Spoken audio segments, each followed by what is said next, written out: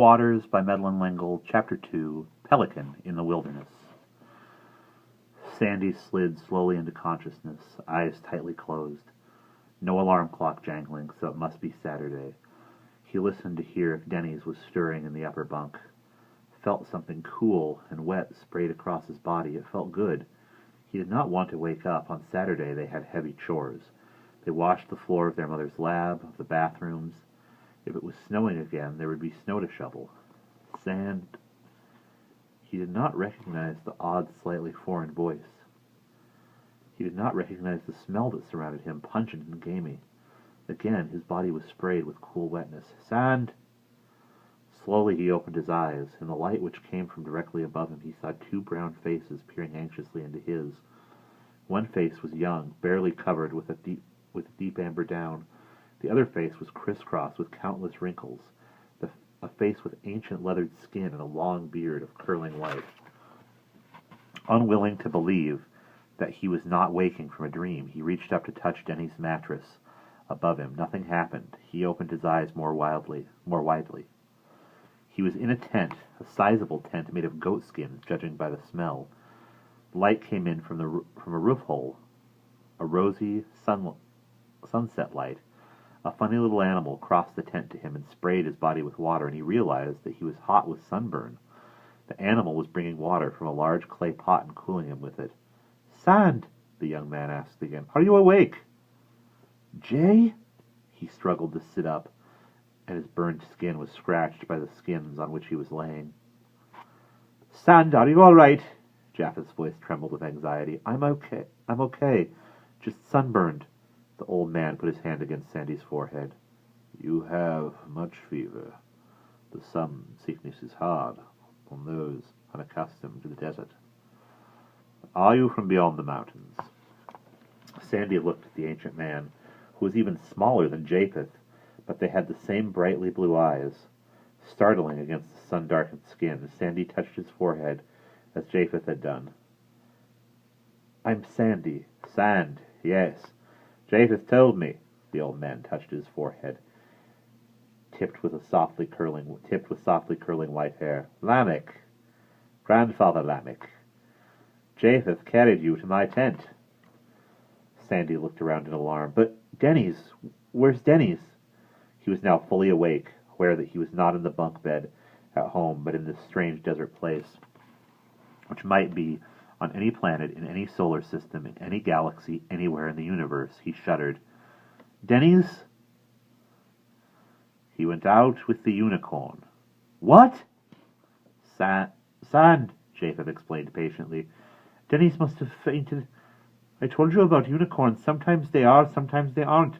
When Den fainted, the unicorn went out and took Den with him." "But we've got to find him and bring him back." Sandy tried to struggle to his feet. Grandfather Lamech pushed him back down onto the skins with amazing strength for so small a person. "Hush, Sand, do not worry. Your brother will be all right." "But unicorns are very responsible," Lamech explained.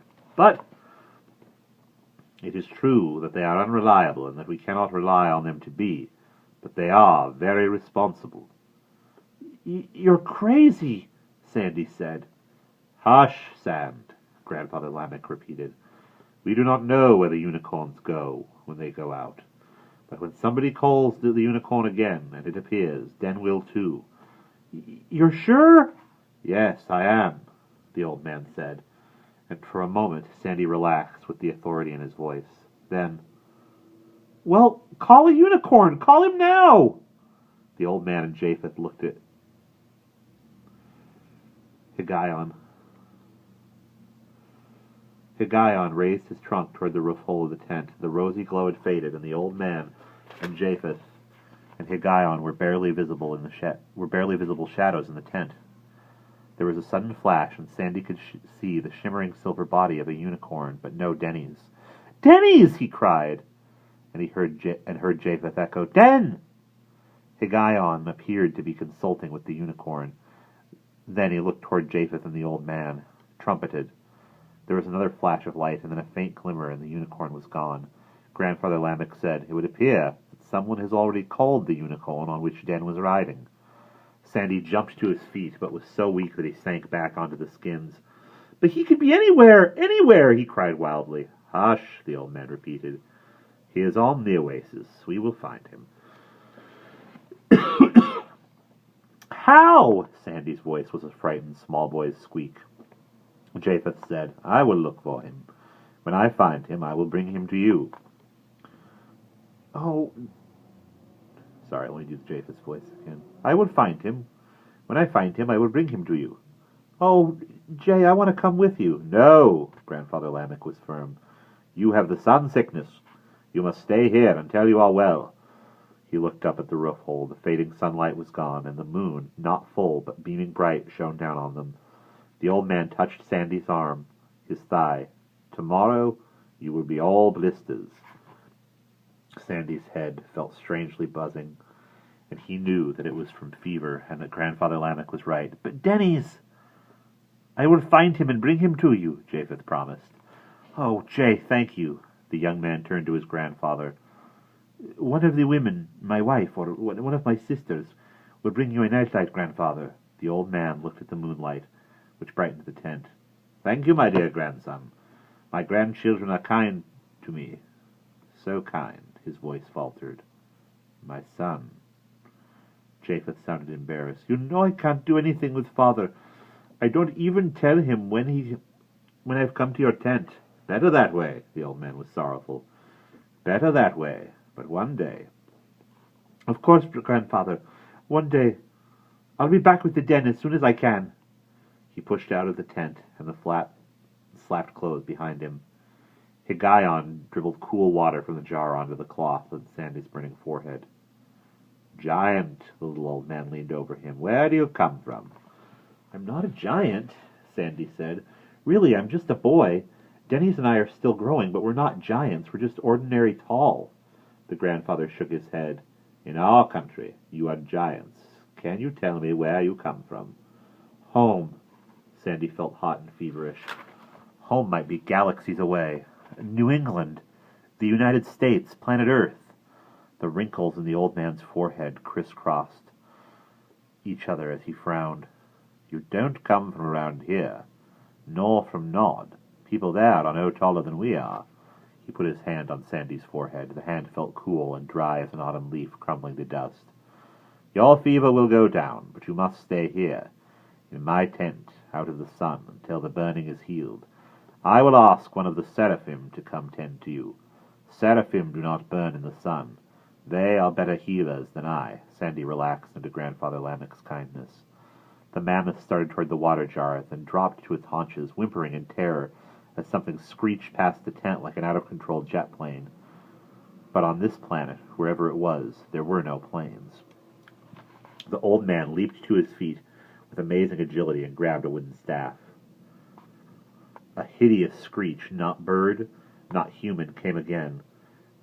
Closer, and then the tent flap was pushed aside and a large face peered in. It was the largest face Sandy had ever seen. A man's face, with filthy hair and a matted beard, tangled eyebrows over small suspicious eyes and a bulbous nose. From the mat of hair came two horns curved downwards, with sharp points like boar's teeth. The mouth opened and shouted, "Hungry!" The rest of the creature pushed into the tent. The head did not belong to a man's body, but to a lion's, and it came all the way into the tent. Sandy saw that the lion did not have a lion's tail, but a scorpion's. Sandy was terrified. The old man beat at it futilely with his staff. The man-lion scorpion knocked the staff out of his hand and sent him flying across the tent. Grandfather Lamech fell into a pile of skins. The mammoth lay flat on the skins, but Sandy trembling. "Hungry!" The roar made the skins of the tent tremble. Instinctively, Sandy thrust the mammoth behind him, exerting the last remnant of his strength, rose tottering to his full height and took a step toward the monster. "Giant!" the man's head screeched. "Giant!" And scorpion's tail, lion's body, and man's head backed out of the tent, so that the flap snapped back into place. The old man pulled himself out of the corner where he had been flung. "Ridiculous manticore," he grumbled, "wanting to eat up my mammoth." Higayon unsteadily got unsteadily to his feet, raised his trunk and trumpeted, but it was more than a whiffle. But it was more of a whiffle than a call of triumph. He rubbed up against Sandy. The old man retrieved his staff. "Thank you. You saved my mammoth from being eaten." "I didn't do anything." Sandy's legs crumpled under him as he fell back onto the skins. "It's the first time I've ever scared anybody, just by being tall and sunburned." "A gentle giant," the old man said. Sandy felt too weak to contradict him. "Anyhow, the manticore is a mythical beast." Grandfather Lamech shook his head. "I don't know what you mean." "Things like manticores are mythical," Sandy stated. "They aren't supposed to be real." Grandfather Lamech's smile crackled. "You will have to ask the seraphim to explain. In this time, many things are real, you see." He looked around. "Where's the scarab beetle?" The mammoth, too, looked around, but they both stopped, and the old man's face lit up as a soft scratching was heard on the outside of the tent flap. It was obviously some kind of signal, because he called out gladly, "Come in, granddaughter." Then he turned courteously to Sandy. "Yalith, my youngest granddaughter." The tent flap opened to let a girl through, a girl about the size of the old man, barely 4 feet tall. She carried a shallow stone bowl which contained oil and a softly burning wick.